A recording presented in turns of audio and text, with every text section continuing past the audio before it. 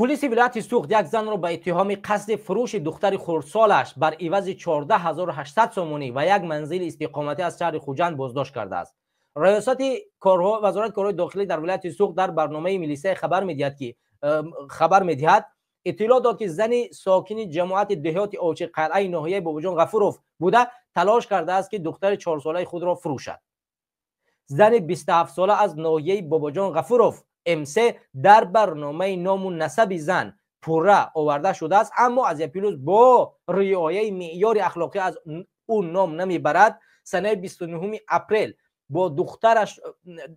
دخترش را به خریداری شرطی بر عوض 14800 سومانی و یک منزل استقامتی در شهر خوجند فروشد. زن هنگام به دست آوردن مبلغ پیشکی موافقه شده از جانب میلیسه شهر خوجند بازداشت شده است. گفته شده است در بیانیه این میلیسه. ببینید دوام بخونید.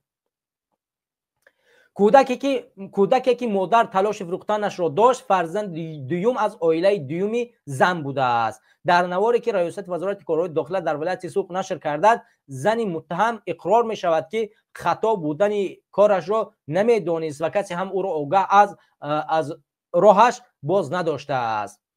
اما در جای شرایط ثبت شدن نوار اقرار زن و نظر پیوندان او به این حادثه معلوم نیست. عین حال علیه این زن به ماده 167 کدکس جنایتی جمهوری تاجیکستان خرید و فروش نابالغان پرونده جنایتی آغاز شده، خود او در حبس پیشکی قرار گرفت. دوستان اینجا شما بسیار تذکر کنید و بسیار اهمیت بدهید که در همین جا همین بدبختا اصلا اهمیت نمیتین که آیا همین زن ببینید یک کودکی در نوار ریاست وزارت کارهای داخلی در ولایت سوخت نشر کرد که زنی متهم اقرار می شود که خطا بودن کارش را نمیدانست و کسی هم او را آگاه و از راست باز نداشته است. اینجا را نگاه کنید. اما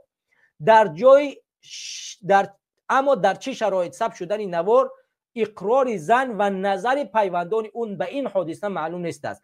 اصلا از زن نمیدونن که این زن کی است و چی کار است، تحت چه شرایط زندگی میکند، خانه دارد ندارد، شوهرش عین حال هست نیست، بیوه‌زن است، شوهرش از دنیا گذشته است، این فرزند یتیم است، آیا با مواد غذایی این فرزند تامین هست نیست، چرا اساسهای فروختن این فرزند، یعنی تمام این نکته ها را ذکر نمیکنن.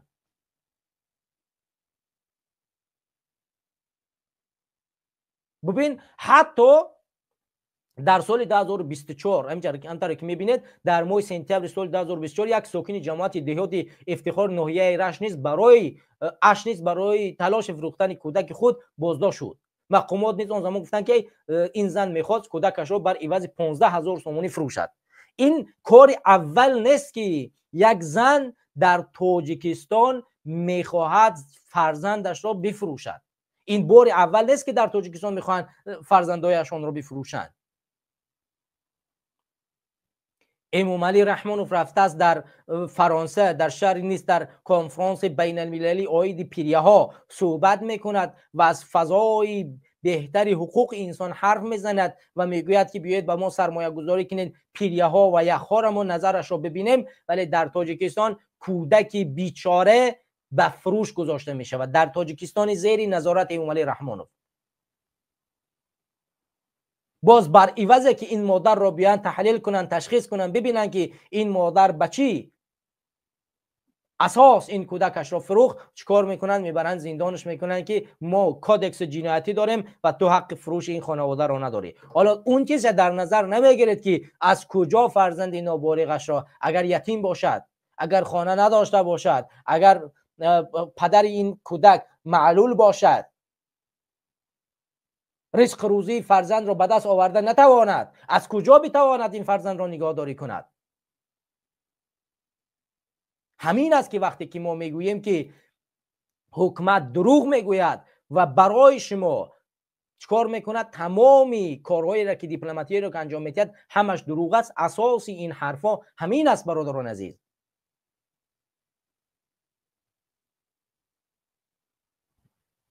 ما در این نظر نیستیم که تاجیکستان در تغییریابی اقلیم با مشکل روبرو نمی شود. در این شک نیست که تغییریابی اقلیم در تاجیکستان تاثیر خیلی منفی دارد. و آبشوی پیری ها بسیار خطرزاست. ما این را درک میکنیم، اما پایمال شدن حقوق انسان، بد شدن سطح زندگی مردم صدها برابر بدتر از این است. چرا شما در نظر نمیگیرید دیگه اطرافش را که امام علی رحمان با این سفرها فقط میخواهد فضای سیاسی و امنیتی خود را، فضای آبرو و شأن شرف خود را در عرصه بین المللی پیش ببرد؟ او هدف ندارد که اینجا بیاید در اینجا چکار کند، تمام بگوید که نه ما میخواهیم تاجیکستان را بر اساس اون چیزی که پیریه ها آب میشوند، ذخیره ها از بین میروند و مردم ما جانش در خطر است. این پروای مردم ندارد. اگر پروای مردم میداشت این زن فرزندش را در سودا نمیگذاشت، از حال این مردم برخورد با خبر میشد.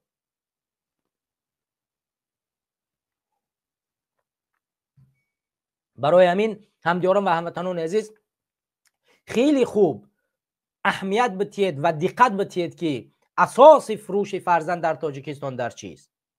چرا یک مادر باید فرزندش را بفروشد؟ من از شما سوال میکنم، چرا یک مادر جگربندش را، عزیزش را، دوست داشتهش را باید بفروشد؟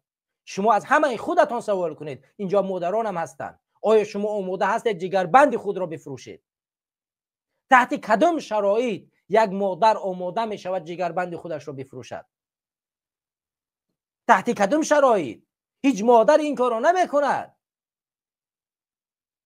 9 ماه این مادر فرزندش را در شکمش بگرداند، آزار و اذیتش را بکشد، زحمتش را بکشد، هر روز آهوای بکند، اون را تولد کند، چند سال او را کلان بکند، به اون نان بدهد، لباس بخرد و بعدا او را بفروشد.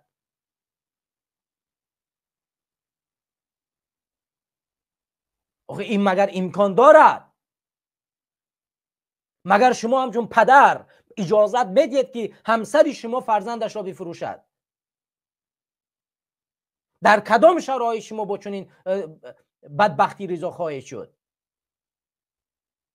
تنها در یک حالت، در حالت این فرزند تو از گرسنگی به مرگ نزدیک شده باشد، شما میگوید که به خاطر پیدا کردن رزق روزی فرزند چیکار کنم، یک فروشم فرزند دیگرش را چیکار کنم بخورانم که دیگرش نمرد.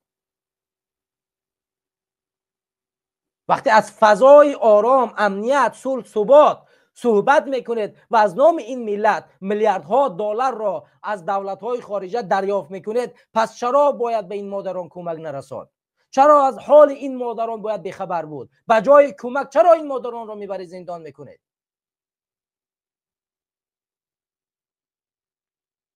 آخه شأن و شرف و انسانیت هم لازم است که باید باشد دیگر. آخه این گونه که نمیشود. تا کی این کار باید ادامه کند؟ 1 سال، 2 سال، 10 سال، 100 سال دیگر این مردم ما سالها زیر ظلم است. در دوران شوروی زیر ظلم بود، در دوران امیر بخارا زیر ظلم بود، اینون دوران امام علی رحمان بدتر و بدتر و بدتر می شود. هر روز این ملت را دروغ میگین، هر روز این ملت را فریب میکنین، هر روز نام این ملت را استفاده میکنین در عرصه بین المللی برای منفعت شخصی.